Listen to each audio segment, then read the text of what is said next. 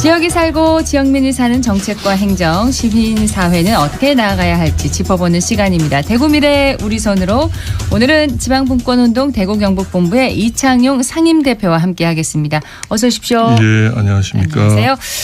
대통령 선거 분위기가 점점 뜨거워지고 있습니다. 아직 거대 양당의 대선 후보는 정해지진 않았지만 예비 후보들이 대구 경북에 관한 공약을 하나둘씩 내놓고 있는데 특히 눈에 띄는 공약이 혹시 있으시던가요? 예, 저희가 보니까 대구 경북 관련된 공약으로 제안된 것 중에 뭐 기존에 이제 논의된 건데 네. TK 신공항 건설 또 철도망 연결 이런 게 하나 있고 그다음에 달빛 철도 건설 또 2차 전지 또 바이오 산업 벨트 조성 그다음에 이제 대구 경북 행정 통합 예. 뭐 이런 게 이제 있는 것 같습니다. 예, 예. 그렇습니다. 이전부터 뭐 추진되던 그런 지속 사업이고 또 그 추진이 좀 어떤 사유들로 좀 지연되거나 또 관심에서 멀어지고 있는 것들도 있는데 어쨌든 공약으로 내세워지고 있습니다. 자, 경선 과정에서 많은 예비 후보들이 대구 경북을 찾아서 지금 지지를 호소하고 있잖아요. 정치적으로 좀 중요한 지역으로 인식되고 있다는 의미인 것 같은데 공약에서는 좀 아쉬움이 많은 것 같습니다. 왜 그렇다고 보세요?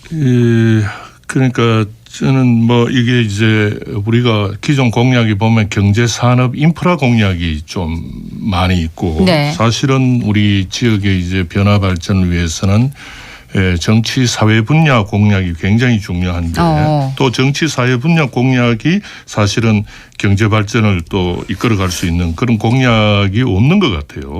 그러니까 메가 프로젝트가 없고 또 결정적인 한방이 지금 없는데 결정적인 한방. 예, 그러니까 그거는 이제 우리 지역 사회의 공유된 비전을 우리가 만들지 못하고 있기 때문에 뭔가 이 각자 생각이 다른 상황에서 여기저기에서 이제 대선 공약이나 뭐 이렇게 공약으로 이제 제시되고 있어서 네.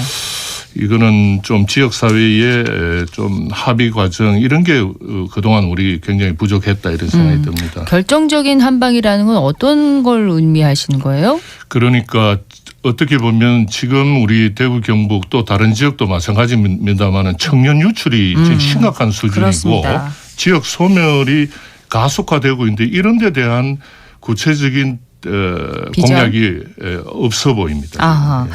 대구시가 이제 대선 공약을 25일에 확정한다고 하는데 미래를 위한 그런 좀 더 치열한 고민이 필요하다는 말씀인 것 같습니다. 그렇습니다. 그래서 공약을 만드는 과정에 사실은 이제는 시도민들이 공약 만드는 과정에도 참여하고 또 시도민들의 의견과 자신 의견과 생각이 이제 반영이 돼야 되는데 네. 전혀 그런 과정이 없으니까 시도민도 공약이 뭐 우리의 삶에 변화를 준다는 전혀 그런 생각을 못하고 있으니 네. 우리 지역사회에 뭔가 의미 있는 에너지를 모아내는 과정이 되고 있지 못한 것 같습니다. 그 공약에 시민들의 의견이 반영된 적이 좀 없는 것 같습니다. 한 번도 없었죠. 예. 그러니까 이제 지금 뭐 우리가 당면한 난제들을 푸는데 몇몇 전문가나 공무원들의 역량만으로는 해결하기 어렵다는 생각입니다. 네, 관에서 또 추진하는 어떤 사업들이 대부분 공약으로 또 나서고요. 그렇습니다. 현재 대통령 후보 경선 과정에서 중요한 이슈로 등장하고 있는 게 세종 행정수도 건설이고 또 중요한 또 공약 경쟁이 되고 있더라고요. 이건 어떻게 보셨습니까? 그러니까 뭐 지금 대통령 탄핵 사태에 따라서 이제 대통령 집무실을 새로운 대통령 집무실을 이제 어디에 둘 것인가 이 문제를 놓고 이제 지금 세종 행정수도 논의가 좀 이야기되고 있는 것 같고 네. 사실은 세종시의 국회하고 대통령실하고 행정부 서울에 있는 행정부가 사실은 세종 행정수도를 이전해야 됩니다. 예, 그걸 이제 그동안 헌법에서 이거를 이제 관습헌법이라는 이유로 제한을 걸어놨기 때문에 이제 지금 다시 이 논의가 불거지는데 예. 어쨌든 의미 있는 공약 논의라고 생각합니다. 그리고 헌법재판소는 헌법 개정이 필요하다고 했잖아요. 예. 예. 그러니까 그때 이제 지난번에 헌재에서 관습헌법상 수도는 서울이기 때문에 네. 만약에 이걸 수도 이전을 하려면 헌법 개정이 필요하다 이렇게 판시를 했습니다. 그런 의미에서 지금 이번에 개헌 논의도 예. 이 부분에 대해서 좀 집중할 필요도 있다 이 생각됩니다. 세종시 행정수도 재추진 논의 대구 경북 발전을 위해서도 어떻게 보면 유리하게 작용할 수 있다고 보시는 건가요? 저는 유리할 측면도 있고 또 불리한 측면도 있다고 생각합니다. 왜냐하면 행정수도를 재추진하고 또 충청권으로 어떻게 보면 수도권이 확대되는 거예요. 네. 그 수도권 집중의 가속화를 오히려 촉진시킬 수 있고 오히려 이른바 빨대 효과가 강화된다는 거죠. 그런 의미에서 행정수도 재추진과 함께 강력한 분권 정책, 네. 수도권의 결정권을 다른 지역으로 이제 분권화를 하는 이게 병행이 될 때 이게 의미가 있다는 생각이 듭니다. 네. 다른 지역과 이제 병행, 더 확장, 지방으로 더 확장돼야 된다. 아니 그러니까 저 결정권, 네.